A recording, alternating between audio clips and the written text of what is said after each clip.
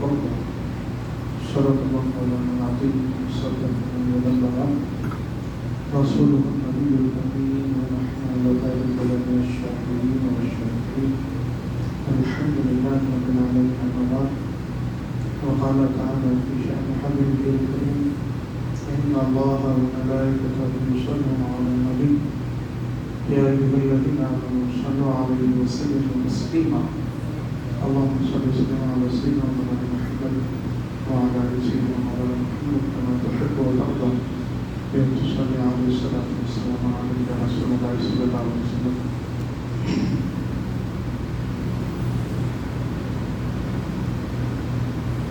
حاضرین گرامی اوقات،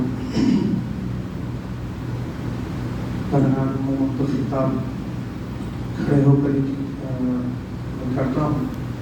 اگر کچھ طبیعت کے نصاحت ہے اور اسی بہانے سنت کی ادائیگی کے ممبر پر عقائد و جہاں صلی اللہ علیہ وسلم کا بھی طریق رہا کہ ممبر پر آپ خطاب فرمایا کرتے تھے، اسی بہانے وہ سنت بھی ادا ہو رہی ہے. بہرحال کل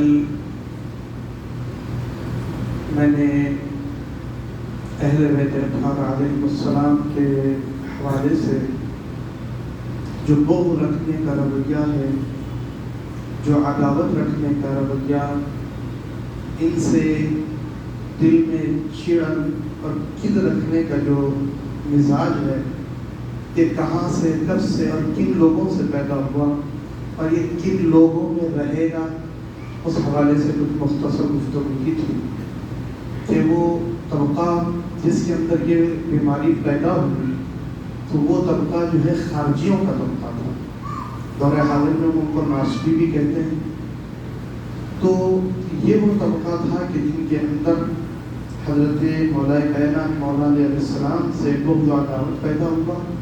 وہ کہ انہوں نے بنیاد اس چیز کو بنایا کہ بھی آپ نے حکم مقرر فرمایا تھا، انہوں نے اس پر جو ہے فتویٰ عائد کی ہے کہ بے حکم تو صرف اللہ ہے، حاکم صرف اللہ ہے، اللہ کے سوا کوئی حاکم نہیں ہو سکتا.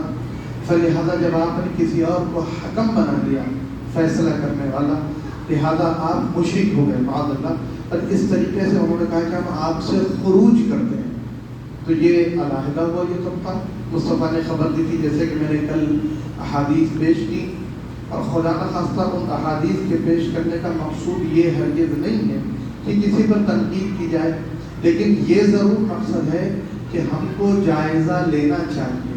میں نے جیسے کہا نا کہ فتنوں کا دور ہے اور بات ایمان پر آ جاتی ہے، تو یہ ٹھنڈے دل و دماغ سے جو ہے اس کا جائزہ لینا ہے. کیوں؟ کیونکہ میری قبر میں آپ نے نہیں آنا ہے، آپ کی قبر میں میں نے نہیں آنا ہے، آپ کی قبر میں جس کی آپ بات سن رہے ہیں اس نے بھی نہیں آنا ہے. جواب ہم کو رات کو دینا ہے. اللہ نے ہم کو عقل سلیم سے نوازا ہے، ہم کو عقل ہے، فہم ہے، سمجھ ہے، سوجھ بوجھ اللہ نے عطا فرمائی ہے. تو یہ سوجھ بوجھ صرف کمانے کھانے کی حد تک نہیں ہے، یہ سوجھ بوجھ دی ہی اس لیے گئی ہے کہ ہم آخرت کے لیے صحیح فیصلے کر سکیں. بھائی حلال و حرام اگر ہم کو ایسے ہی زندگی گزارنا ہو تو پھر جانور بنا دیتا. ہم کو انسان بنایا ہے، عقل سلیم عطا فرمائی ہے، اچھے برے کا امتیاز ہم کو سمجھایا ہے. جب ہم کھانے پینے جینے اٹھنے بیٹھنے اور دیگر تمام معاملات میں اپنی عقل کا استعمال کر کے یہ سوچتے ہیں کہ میرے لیے کیا اچھا ہے اور میرے لیے کیا نقصان دہ ہے، تو بدرجہ اولا ہمیں یہ سوچنا چاہیے کہ میری آخرت کے لیے کیا کام اچھا ہے اور میری آخرت کے لیے کون سا معاملہ نقصان دہ ہے. تو یہ فیصلہ ہم کب کر پائیں گے؟ جب ہمارے سامنے کما حقہ حق ہوگا اور ہم ایمانداری سے اپنے قبر میں جانے کو یاد رکھیں گے، حساب و کتاب کو یاد رکھیں گے، اللہ کے روبرو پیش ہونے کو یاد رکھیں گے، اعمال نامے میزان کو یاد رکھیں گے، تو ہم کو اس کا احساس ہوگا. تو بولنے کا مقصود اصل یہ ہے کہ خدا نہ خواستہ کسی پر اعتراض و تنقید نہیں ہے، لیکن یہ ضرور ہے کہ ہم اپنے آپ کو آئینے میں دیکھیں، اپنے آپ کا جائزہ لیں کہ کہیں ایسا تو نہیں ہے کہ مصطفیٰ سرور دو عالم صلی اللہ علیہ وآلہ وسلم نے پیشن گوئی فرما دی، خبر دے دی ہم کو مطلع فرما دیا کہ فتنے اٹھیں گے اور ایمان پر حملہ کرنے والے فتنے اٹھیں گے، اور وہ فتنہ اٹھانے والا طبقہ کون ہوگا؟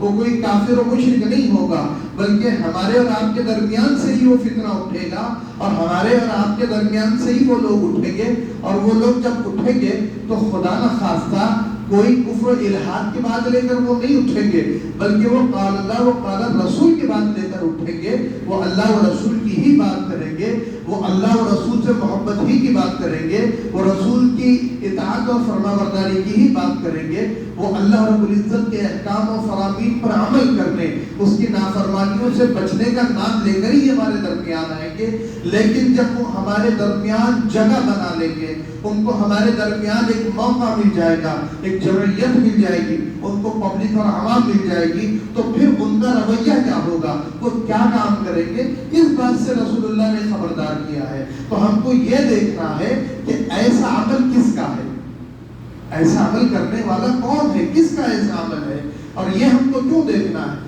ہم کو اس پر تنقید کرنے کے لیے، اس کی تنقید کرنے کے لیے، اس کی تکثیر کرنے کے لیے نہیں، بلکہ ہم کو اپنے آپ کو وفاداران مصطفیٰ میں شامل رکھنے کے لیے، ہم کو جنت کی جانب جانے کے والے راستے کی طرف جانے کے لیے ہم کو اس کو سمجھنا ہے۔ تو اصل مقصد یہ ہے، چونکہ یہ باتیں عموماً بتاتے نہیں بتانے والے، یہ باتیں، یہ حدیثیں کبھی آپ نے نہیں سنا کہ کسی نے اس طریقے سے بیان کی ہو یا بتائی ہو۔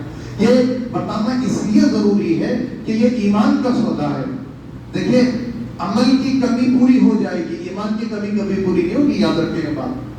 خدا نخواستہ میں عمل سے بے رغبتی کی بات نہیں کر رہا، ہم جس ذات عالی کی جو ہے تذکرے کے لیے یہ جہاں اس ماہ مقدس میں بالخصوص جمع ہوتے ہیں، سیدنا امام حسین علیہ السلام، آپ نے شہادت کے اعلیٰ مرتبے پر فائز ہو کر ہم کو یہ بتایا ہے کہ ہم کو جو ہے راہ عظمت کو اختیار کرنا ہے، عمل کے راستے کو ہم کو اختیار کرنا ہے، رخصت کے راستے کو نہیں، عمل کے راستے کو ہم کو اختیار کرنا ہے۔ تو میں بے عملی کی ترغیب نہیں دے رہا ہوں، لیکن ایک سچائی ہے، ایک حقیقت ہے جس کو میں آشکارا کر رہا ہوں کہ ایمان کا نقصان کبھی جو ہے ختم نہیں ہوگا، عمل کا نقصان اس کی بھرپائی ہوگی، شفاعت سے ہوگی، اللہ کی رحمت اور اس کے فضل سے تو بھی ہوگی، لیکن اگر ایمان کا معاملہ گڑبڑ ہو جائے گا تو اس کو پھر عمل اس کمی کو پورا نہیں کر پائے گا، ایمان کی کمی کو عمل پورا نہیں کر پائے گا۔ تو بہرحال اسی لیے ہم کو جائزہ لینا ہے کہ ہم اس دور میں، فتنوں کے دور میں ہیں، کہیں ہم ایسا تو نہیں ہے کہ ہم نے آنکھوں پر پٹی باندھ لی ہے اور مصطفیٰ نے جن لوگوں سے بچنے کا کہا ہے ہم نہ صرف یہ کہ ان کے ساتھ ہے بلکہ ان کی تائید میں اور ان کی ہاں میں ہاں ملانے کے چکر میں اپنے ایمان سے ہاتھ دھو رہے ہیں۔ کہیں ایسا تو نہیں ہے، کہیں ایسے گروہ کو تو ہم نے چن نہیں لیا، کہیں ہم ایسے گروہ کے ساتھ تو نہیں ہیں۔ اس مقصد کے تحت میں یہ بات یاد کر رہا ہوں کہ مصطفیٰ نے خبردار کر دیا ہے ہم کو اور آپ کو، ہم کو سمجھا دیا ہے ایسے لوگ ہوں گے، ان سے کیا کرنا ہے، ان سے بچنا ہے، ان کے دام فریب پہ نہیں آنا ہے، ان کے ظاہر داری اور ان کے جبے قبے دستار اس کے دھوکے میں نہیں آنا ہے، بلکہ اگر ہم یہ چاہتے ہیں کہ ہمارا ایمان محفوظ رہے تو پھر ہمیں ان سے اپنے تعلق کو مضبوط رکھنا ہے جن سے اللہ کے رسول نے کہا ہے کہ تعلق مضبوط رکھو، اہل بیت سے، صحابہ سے، اور اہدنا الصراط المستقیم صراط الذین انعمت علیہم کہہ کر اللہ نے جن سے جو ہے تعلق کو ہمیں استوار رکھنے کا حکم دیا ہے، ہم کو رکھنا پڑے گا۔ اگر ہم رکھیں گے تو ہم کامیابی اور نجات اور انعام کے راستے پر جائیں گے، وگرنہ پھر ہمارا مقدر بھی غیر المغضوب علیہم ولا الضالین ان لوگوں کے ساتھ ہو جائے گا۔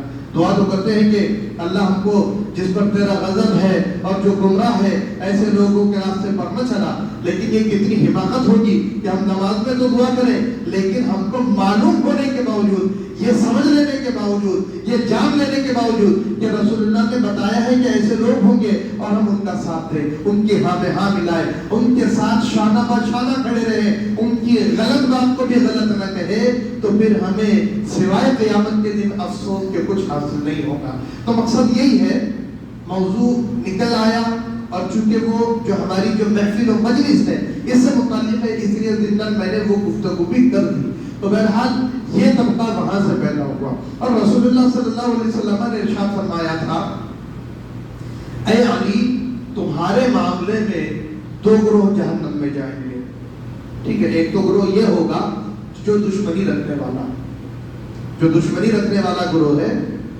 وہ ایک جہنم میں جائے گا. اور مصطفیٰ کریم صلی اللہ علیہ وسلم نے فرمایا ایک گروہ وہ ہے جو تمہیں تمہاری شان میں غلو کرنے کی وجہ سے جہنم میں جائے گا. آپ نے حضرت عیسیٰ علیہ السلام کی مثال دی. دیکھیں حضرت عیسیٰ سے بعضوں نے دشمنی کی, آپ کی نبوت کو, آپ کی حق رسالت کو نہیں مانا, آپ کے دشمن ہوئے. اس طریقے سے وہ جہنمی ہوئے. اور ایک وہ طبقہ ہوا کہ جس نے اتنا بڑھا دیا کہ معاذ اللہ آپ کو خدا کا بیٹا بنا دیا. تو اس طریقے سے وہ بھی جہنمی ہوئے. تو ٹھیک مولا کائنات مولا علی علیہ السلام کے حوالے سے اللہ کے رسول صلی اللہ علیہ وسلم نے یہ بات ارشاد فرمائی تھی کہ جس طریقے سے عیسیٰ بن مریم علیہ السلام کے جو ہے حوالے سے لوگوں کے دو گروہ ہوئے کہ ایک دشمنی میں جہنم میں گیا اور ایک زیادہ بڑھا دینے کی وجہ سے جہنم میں گیا, تو مولا کائنات کے لیے بھی آپ نے ایسا ہی فرمایا. اور ہم اور آپ دیکھتے ہیں کہ ایسا بھی گروہ موجود ہے. ایک تو وہ ناصبی ہے جس نے بغض و عداوت میں اتنی زیادہ جو ہے یعنی حد تک وہ چلے گئے کہ کسی شان و فضیلت کو ماننے کو ہی تیار نہیں. کہا کعبے میں پیدا ہوئے تو کہا کہ نہیں کعبے میں نہیں پیدا ہوا, کوئی اور پیدا ہو. کہا کہ بھائی من قلت مولا, اللہ کے رسول نے اس کے معنی آقا کے لیے ہیں اور اس کے معنی مددگار کے لیے ہے, تو کہا نہیں مانا دوست کے. یعنی عجیب و غریب انواع اقسام کے ہر وہ فضیلت اور شان, ہر وہ مقام و مرتبہ جو اللہ و رسول نے آپ کو عطا فرمائے اس میں پھر کلام کرنا شروع کر دے. یہ ایک محب کی نشانی نہیں ہوتی. محبت کرنے والی کی تو بات یہ ہوتی ہے کہ میں اکثر حدیث کرتا ہوں کہ جس سے محبت ہوتی ہے تو وہ اس کے حوالے سے آدمی اندھا بہرا بن جاتا ہے. کسی چیز کی محبت انسان کو اندھا و بہرا کر دیتی ہے, اس میں عیب دیکھنا انسان پسند نہیں کرتا. تو پھر جس کو شان عزت مقام و مرتبہ اللہ و رسول دے اس میں کلام کرنے والا, آپ مجھے بتائیں جو عیب جوئی کرتا ہے تو کیا وہ محبت کرنے والا ہو سکتا ہے؟ میں یہ کہوں کہ نہیں مجھے تم سے محبت ہے اور میں پیچھے جا کر جو ہے عیب جوئی کروں. مثلا میں کسی سے کہوں کہ مجھے تم سے محبت ہے, میں تم کو دوست رکھتا ہوں, مجھے تم سے بڑا لگاؤ ہے, تم میرے بڑے عزیز دوست ہو, میرے دل کے قریب ہو, میں تمہارا بھلا چاہتا ہوں, میں تم سے بڑی محبت رکھتا ہوں, اور تمہارا تو معاملہ یہ ہے کہ تم بڑے اچھے ہو, اخلاق اچھے ہیں, تمہارا معاملہ بڑا جو ہے بلند ہے, سب کچھ ہے, لیکن میں پیچھے جاؤں ارے بھائی بڑا پھوہڑا آدمی ہے, بڑا بد اخلاق آدمی ہے, بڑی جو ہے خسیس و ذلیل مزاج کا آدمی ہے, بڑا بدترین آدمی ہے, بڑا بدماش آدمی ہے, جھوٹا ہے, مکار ہے, فریبی ہے. اب میں اگر کسی کے حوالے سے یہ دعویٰ کروں کہ محبت ہے اور پھر عمل یہ کروں تو اس سے کیا سمجھ آئے گا؟ کیا سمجھ آئے گا آپ بتائیں. تو آج کل کچھ لوگ اہل بیت سے ایسی محبت کر رہے ہیں بلا تشبیہ و تمثیل, ایسی محبت کر رہے ہیں, وہ دعوے تو کرتے ہیں لیکن پھر اس انداز میں. اچھا وہ ایسا کھل کر تو نہیں بول سکتے, تو صحابہ کی آڑ لے کر کہتے ہیں, صحابہ کی آڑ لے کر کہتے ہیں, صحابہ کی بات کہہ کر کہتے ہیں. بھائی صحابہ کی شان سے, صحابہ کی عزت و عظمت سے, ان کی تعظیم و توقیر سے محبین جو اہل بیت کے ہیں, حقیقی محبت کرنے والے, ان کو کیا پریشانی ہے, ان کو کیا تکلیف ہے؟ بھائی اہل بیت کی جو عزت و عظمت کا سر چشمہ ہے وہ ذات مصطفیٰ ہے, صحابہ کی بھی عزت کا سر چشمہ ذات مصطفیٰ ہے. بھائی اہل بیت کی جو عزت و توقیر ہے مصطفیٰ کریم کے سبب ہے, صحابہ کی بھی عزت و توقیر کا جو تعلق ہے وہ رسول اللہ کی ذات گرامی وقار سے. تو پھر جو واقعہ محبت کرنے والے ہیں ان کو کوئی تکلیف نہیں ہوتی, لیکن جن کے دل میں بغض ہوتا ہے, جیسے کوئی اہل بیت, میں نے کہا دو طبقے ہیں, ایک تو وہ ہے کہ جو دعویٰ محبت اہل بیت بھی کرے لیکن جو ہے اندرون ایسا بغض بھرا ہوا ہے کہ کسی فضیلت کو ماننے کے لیے تیار نہیں. کمال ہے اگر آپ کو میں یہ کہوں گا کہ لکھنے والا, اچھا یہ ہر جگہ موجود ہے, ایسے ہی نہیں ہم نے اپنے ذہن میں خیال کر لیا کہ نہیں یہ طبقہ صرف جو ہے جن لوگوں کا حدیثوں میں ذکر کیا گیا ہے وہی ہے. نہیں, لباس بدل کے آنے والے بہت بھی ہیں, جبے قبے دستار میں بھی کچھ لوگ ایسے چھپے ہوئے ہیں, کچھ ایسے بھی گدھے ہیں جنہوں نے شیر کا چمڑا اوڑھ دیا, کچھ ایسے بھی گدھے ہیں. ہمارے اور آپ کے درمیان بھی ایسے لوگ موجود ہیں معاذ اللہ رب العالمین, جو یہ کہتے ہیں کہ اتنی تعریف نہ کرو. کیوں بھائی, اگر تعریف کرو گے تو شیعہ ہو جاؤ گے, رافضی ہو جاؤ گے. اچھا کمال یہ ہے کہ اتنی خصاصت اور ان کی ضلالت بڑھ گئی ہے کہ معاذ اللہ رب العالمین یہاں تک لکھتے ہیں کہ اگر کوئی افضل ماننا مولا کائنات کو یہ تفضیلی عمل کہا جاتا ہے. مولا کائنات یاد رکھیں, خلافت کی جو ترتیب ہے وہ اپنی جگہ مسلم ہے، ہمارے بزرگوں نے، ہمارے صوفیاء کرام، ہمارا اولیاء اللہ نے جو ہم کو بتائی ہے، خلیفہ اول حضرت ابوبکر صدیق رضی اللہ تعالیٰ عنہ، خلیفہ ثانی حضرت عمر فاروق رضی اللہ تعالیٰ عنہ، خلیفہ ثالث حضرت سیدنا عثمان ذو النورین رضی اللہ تعالیٰ عنہ، ان کا مقام و مرتبہ بالترتیب ہے، اور خلیفہ رابع حضرت مولا علی علیہ السلام. ٹھیک ہے، تو ہم کو اس سے کوئی اختلاف نہیں کرنا، اور اگر کوئی کرتا ہے تو وہ اجماع کے خلاف ہے اور اس پر بڑا سخت حکم عائد ہوتا ہے. مگر کوئی ان تمام کی ترتیب کو بھی مانے، فضیلت کو بھی مانے، لیکن حضرت مولا کائنات سے زیادہ محبت رکھتے. آپ دیکھیں تو علماء دیکھیں، اہل بیت سے محبت رکھنے کا حکم دینے والے کون ہیں؟ کہ کسی مولوی نے کہا ہے کہ بھئی ان سے محبت، کسی مولوی نے کہا ہے کہ آپ جو ہے اہل بیت سے محبت خوب کریں، کسی باعث نے باز کیا ہے کہ آپ اہل بیت سے محبت کریں، یا کسی مفتی نے فتویٰ دیا ہے کہ آپ اہل بیت سے محبت کریں؟ نہیں، یہ حکم اللہ کا ہے اور اللہ کے محبوب صلی اللہ علیہ وسلم کا. اہل بیت سے محبت کرو، اور کیسی محبت کرو، کس کی وجہ سے محبت کرو؟ کہا کہ میری محبت کی وجہ سے ان سے محبت کرو، اور فرمایا کہ اگر تم ان سے محبت نہیں کرتے ہو تو تمہارا مجھ سے بھی محبت کا رشتہ نہیں. رسول اللہ فرما رہے ہیں اگر تم کو ان سے محبت نہیں ہے تو تم کو مجھ سے بھی محبت نہیں ہے، چاہے تم کتنے بھی دعوے کرو. اگر کوئی اہل بیت سے محبت نہیں کرتا لیکن مصطفیٰ سے محبت کا دعویٰ کرتا ہے تو وہ اپنے دعوے میں جھوٹا ہے، فریبی ہے اور مکار ہے. ایسے شخص کو محبت رسول کا حصہ ہی نہیں مل سکتا. بھئی تالا ہی نہیں کھلے گا تو اندر دروازے میں داخل کیسے ہوگا؟ تو اللہ کے رسول نے لازم کی ہے محبت رسول کی کنجی، اس کا تالا محبت اہل بیت ہے، محبت صحابہ ہے. تو بہرحال عزیزان گرامی وقار، عرض قصہ یہ ہے کہ یہ کس نے لازم کیا ہے؟ اللہ و رسول نے. میں نے خطبہ مسکونہ میں کون سی آیت تلاوت کی؟ قُلْ لَا أَسْأَلُكُمْ عَلَيْهِ أَجْرًا إِلَّا الْمَوَدَّةَ فِي الْقُرْبَى. محبت سے اونچا درجہ مودت کا ہے کہ میں اے محبوب آپ فرما دیجئے کہ جو میں نے تم تک جو ہے دین پہنچایا ہے، تبلیغ دین مدین کی ہے، اس کے بدلے میں تم سے کچھ نہیں مانگتا، لیکن اللہ کا حکم ہے جو تم تک پہنچا رہا ہوں. کیا حکم ہے؟ قُلْ لَا أَسْأَلُكُمْ عَلَيْهِ أَجْرًا. اے محبوب کہہ دیجئے کہ میں نہیں مانگتا، لیکن اللہ تم کو حکم دے رہا ہے. کون حکم دے رہا ہے؟ اللہ حکم دے رہا ہے بزبان مصطفیٰ، اور قیامت تک کے لیے قرآن میں ثبت ہوگا، قیامت تک کے لیے حکم ہو گیا کہ اللہ کے رسول کا تم بدلہ نہیں لے سکتے، لیکن یہ کر سکتے ہو کہ ان کے قرابت داروں سے مودت کا معاملہ کرو. مودت محبت سے درجہ بڑھ کر ہے، یعنی محبت بھی کی جائے، تعظیم و تکریم بھی کی جائے، دل سے محبت کی جائے، دل سے ادب کیا جائے، اور ان کی خدمت بھی کی جائے. اس کا نام مودت ہے. تو بہرحال کس کا حکم ہے یہ حکم اللہ رب العزت کا ہے نا. اب اس حکم کے مقابلے میں ہم اور آپ عقل لگا سکتے کیا؟ نہیں لگا سکتے. اب جب اللہ حکم دے رہا ہے محبت کرنے کا تو کتنی محبت کرنا چاہیے؟ اللہ حکم دے رہا ہے محبت کرو، اب کتنی کرنا چاہیے؟ اس کی کوئی حد ہے؟ حد ہے اس کی. اللہ نے حد بیان فرمائی ہے کہ نہیں اتنی محبت کرو، اس سے زیادہ اگر کرو گے تو تم جو ہے معاذ اللہ کمینے ہو جاؤ گے. کہیں ہے نہیں، لیکن ایک صاحب ہے، وہ بھی پیر صاحب. میں نے کہا تھا کہ جبے قبے کا مفہوم مطلب یہ نہیں ہوتا کہ وہ واقعی محبت، اور دعویٰ محبت ہے، محب اہل بیت ہونے کا دعویٰ ہے. مگر معاملہ یہ ہے کہ عزیزان گرامی اوقات، اچھا بہت سارے لوگ جب کتابیں لکھتے ہیں تو دھوکہ دیتے ہیں. دھوکہ میں نے کہا نا کہ بھئی علماء لفظوں سے کھیلنے والے ہوتے ہیں، اور لفظوں سے وہ ایسا کھیلتے ہیں کہ ہم کو اور آپ کو نہیں سمجھ آتا، عالم پکڑ لیتا ہے.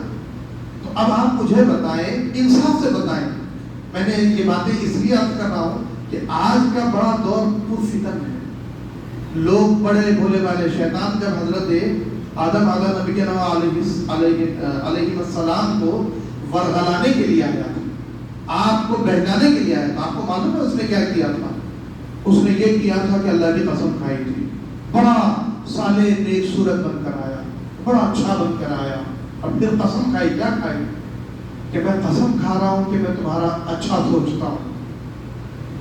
میں قسم کھا رہا ہوں کہ جو وقاسمہما انی لکما لمن الناصحین. تو دونوں کے سامنے حضرت آدم علیہ السلام، حضرت حوا علیہ السلام، دونوں کے سامنے اس نے قسم کھائی. بڑا نیک بن کر آیا، بڑا اچھی صورت میں بن کر آیا اور کہا کہ میں تو تم کو نصیحت کر رہا ہوں. اور کیا نصیحت تھی؟ اس کو اللہ کے حکم کے خلاف کروانا تھا کام، اس کو اللہ کے حکم کے خلاف کروانا تھا، مگر آیا حلیہ بنا کر آیا، اور حلیہ بڑا نیک شخص کا بنا کر آیا. اور کیا کہا کہ میں تو تمہارا اچھا چاہنے والا ہوں، میں تو تم کو اچھی بات بتانے والا ہوں، میں تو تم کو اچھی نصیحت کرنے والا شخص ہوں، اور میں جو بتا رہا ہوں تو دھیان سے سنو. اب ظاہر سی بات ہے، حلیہ دیکھا، حلیہ دیکھ کر بھئی کوئی بظاہر بڑا اچھا حلیہ بنائے گا، ہم کو تھوڑی معلوم ہے کہ اس کی باتوں میں کون سا مکر چھپا ہوا ہے، اندر کیا چھپا ہوا ہے، ارادے کیسے لے کر وہ آیا ہے. اب ظاہر سی بات ہے، شیطان جب آیا تو پھر معاملہ یہ ہوا کہ اس نے کہا کہ دیکھو اگر کبھی تم وہ پھل کھا لو گے، اگر تم وہ پھل کھا لو گے تو کیا معاملہ ہوگا؟ تمہارا معاملہ یہ ہوگا کہ تم فرشتہ صفت ہو جاؤ گے، فرشتوں کے صفات تمہارے اندر پیدا ہو جائیں گے، اور صرف اتنا ہی نہیں ہوگا بلکہ تم ہمیشہ کے لیے جنت میں رہو گے. کیا کہا اس نے؟ یعنی تم یہاں سے کبھی نکالے نہیں جاؤ گے. حالانکہ معاملہ کیا تھا؟ معاملہ یہ تھا کہ اگر اس کو کھاؤ گے تو تم کو اللہ کی طرف سے سزا ملے گی، اللہ نے حکم دیا تھا. لیکن شیطان جب ایسا بن کر آیا تو پھر معاملہ جو بھی ہوا، خیر بہرحال سمجھانے کا مقصد یہ ہے کہ کچھ لوگ ایسے حلیے بنا کر ہمارے سامنے آتے ہیں. اب ان کے ان حلیوں کو دیکھ کر، ان کے ان جو ہے ظاہری سراپے کو دیکھ کر ہم لوگ دھوکہ کھا جاتے ہیں. کیسا دھوکہ کھا جاتے ہیں؟ جب وہ لکھ آتا ہے، کتاب میں تحریر کرتا ہے. کیا تحریر کرتا ہے؟ کہ معاذ اللہ اگر کوئی حضرت علی کرم اللہ وجہہ الکریم علیہ السلام، اچھا یہ بھی ہے کہ ان کو مان رہا ہے، خدا نخواستہ یہ نہیں ہے کہ ان کا انکار کر رہا ہے. رافضی کرتے ہیں انکار، ہم کہتے ہیں کہ بھئی وہ کافر ہے، وہ ان کی شان میں معاذ اللہ لعن طعن کرتے ہیں. ہم کہتے ہیں کہ کافر ہے، کہ صحابہ کو برا بھلا کہنا کفر ہے، صحابہ کی کسر شانی کفر ہے، ان کے مقام و مرتبے کا انکار کرتے ہیں. ہم کہتے ہیں کہ وہ غلط ہے، اس لیے کہ ان کے مقام و مرتبے کی تنقید یہ بھی اجماع امت کے خلاف ہے، گمراہی والا اور کفر کی طرف لے جانے والا عمل ہے. تو ہم انکار کرتے ہیں. لیکن بات یہ ہے کہ جو ان کو بھی مانے لیکن صرف یہ کام کرے کہ اس کے دل میں حضرت مولا کائنات مولا علی علیہ السلام کی محبت زیادہ ہو، زیادہ ہو. کیا ہو؟ محبت زیادہ ہو. مان تینوں کو رہا ہے، انکار کسی کا نہیں کر رہا ہے. لیکن یہ ہے اچھا محبت زیادہ بھی کس بنیاد پر ہے؟ محبت زیادہ خدا نخواستہ اس بنیاد پر نہیں ہے جس بنیاد پر شیعہ اور رافضی کہتے ہیں. محبت اس بات پر زیادہ ہو کہ رسول اللہ کے قرابت دار ہیں، رسول اللہ سے تعلق ہے. الا المودۃ فی القربى، اللہ کا جو حکم ہے اس بات کی وجہ سے کہہ رہے ہیں کہ اس وجہ سے محبت ان سے زیادہ ہو. تو وہ شخص لکھتا ہے کہ بھئی ایسا شخص بڑا کمینہ ہے، معاذ اللہ رب العالمین، بڑا کمینہ ہے. اب آپ اندازہ کریں کیا ہے اس کو، کیا کہیں گے آپ، کس طرح میں تو دیں گے؟ یہ کیسی محبت ہے جو ہتک اور بے عزتی اور تحقیر پر آمادہ کرتی ہے؟ یہ کیسی محبت ہے کہ جس میں جلا بھناپن نظر آتا ہے؟ یہ کیسی محبت ہے کہ جس میں جو دشمنی جھلکتی ہے؟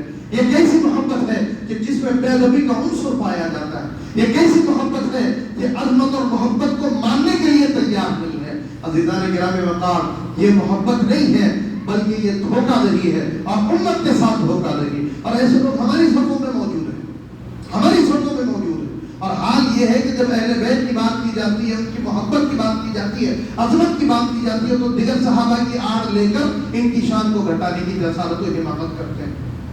تو عزیزان کرام وقار، کسی نے میں نے آپ سے سوال کیا کہ کوئی حد اللہ نے بتائی ہے؟ بھئی ان کو یہ چاہیے تھا کہ وہ حد بتاتے. سوال اگر کسی نے ایسا کیا بھی، حد بتاتے کہ بھئی اتنی حد تک کرو. جیسے جو ہے کچھ لوگ، میں نے اپنے پہلے خطبے میں پہلی تقریر میں نے عرض کیا تھا کہ جیسے کچھ لوگ کہتے ہیں رسول کی تعریف زیادہ نہ کریں، اس لیے کہ اگر کریں گے تو بھئی شرک ہو جائے گا، اللہ سے ملا دیں گے، ہے نا بھئی. وہ ان کا اپنا جواز ہے، وہ اپنے جواز اپنے عقلی طور پر جواز پیش کرتے ہیں. حالانکہ ہم اس کو نہیں مانتے. کیوں نہیں مانتے؟ بھئی جو اللہ نے کہا ہے بعد از خدا بزرگ کوئی قصہ مختصر، ہے نا، اللہ نے آپ کو یہ شان عطا فرمائی ہے، ہم اس کے مطابق اگر آپ کی شان بیان کریں تو اس سے معاذ اللہ شرک کہاں سے لازم آئے گا؟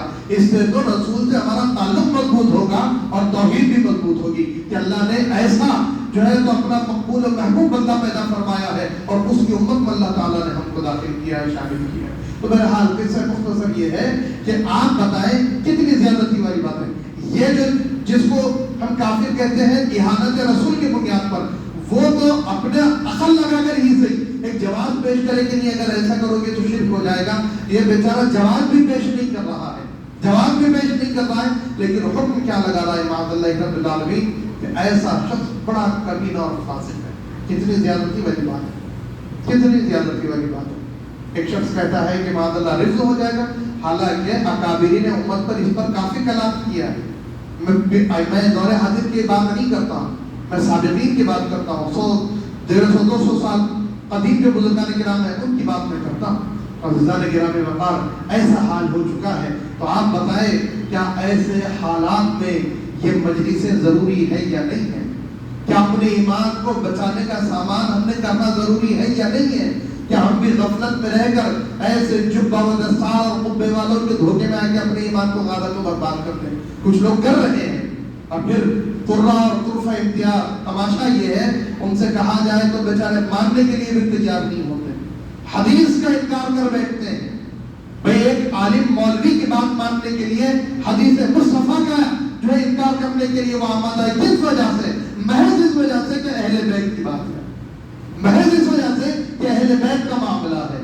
دیگر معاملات ہو تو وہاں کوئی بات نہیں ہے، آپ زمین آسمان ایک کر دیں کوئی ان کو فرق نہیں پڑے گا، لیکن اہل بیت کی بات آ جائے تو پھر اگر حدیث بھی ہو اس میں ہم لوگ اقسام کی تعبیر کریں گے، من مانی تعبیر کریں گے، اور کوشش یہ کریں گے کہ اس مرتبے کو گھٹایا جائے جو کہ حدیثوں میں بھی ذکر ہوا ہے۔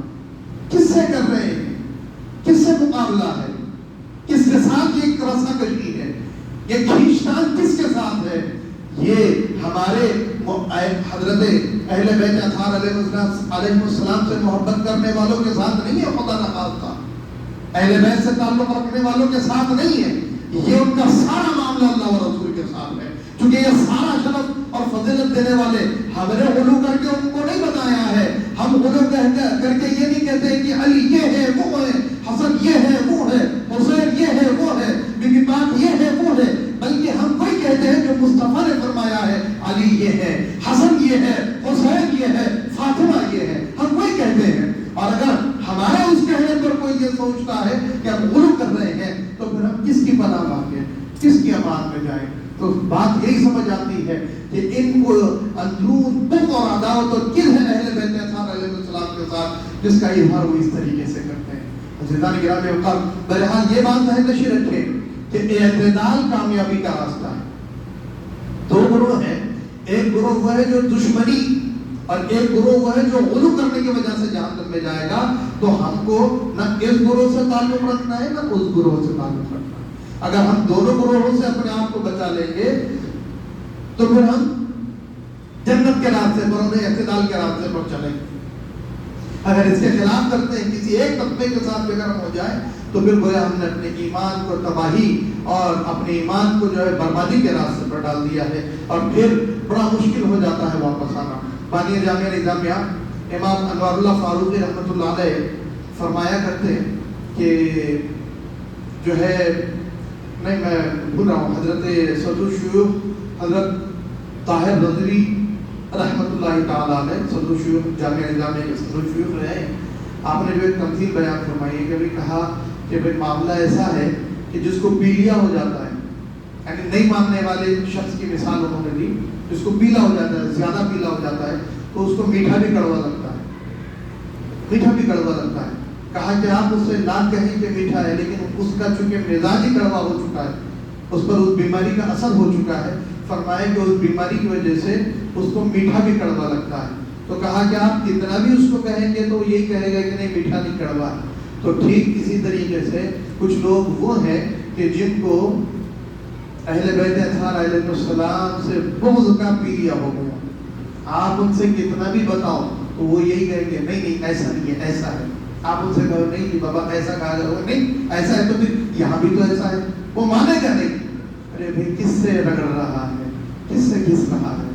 یہ تو ہماری تمہاری بات ہے، لیکن اس بات کے فیصلے حشر کے دن ہونا ہے، اس بات کے فیصلے قبر میں ہونا ہے، اس بات کا فیصلہ ہمارے ایمان سے تعلق رکھنے والا ہے یہ نہ ہو کہ خدا نہ خاصہ یہاں پر قیل و قال کر لیا اور قیامت کے دن اپنی خبر میں اندھیرے کا سامان لے کے ملا، وہی اجالے کا سامان لے کے چلنے کے چکر میں آنکھ بند کر لی، حدیثوں کو نظر انداز کر دیا، شان و رفعت کو نظر انداز کر دیا، اور قبر میں بجائے اس کے کہ روشنی اور اجالا لینے کے قبر میں اندھیرا لے کر چلے جا رہے ہیں کہ جس کے ساتھ اہل بیت کی محبت نہیں ہوگی وہ اپنے قبر میں کبھی اجالا لے کے نہیں جا سکتا۔ یاد رکھنی ہے بات، کبھی اجالا لے کر نہیں جا سکتا، اس کی قبر میں بھی اندھیرا رہے گا، اس کا اعمال نامہ بھی سیاہ رہے گا، اور قیامت کے دن وہ شخص کبھی کامیاب اور کامران نہیں ہوگا بلکہ خائب و خاسر ہی ہو۔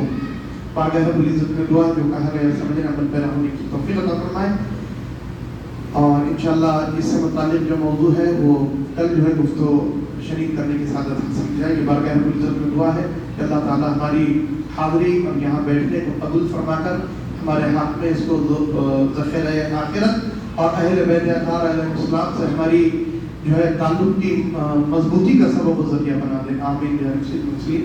وآخر دعوانا الحمد للہ۔ تبرک کا نظم و اہتمام تبرک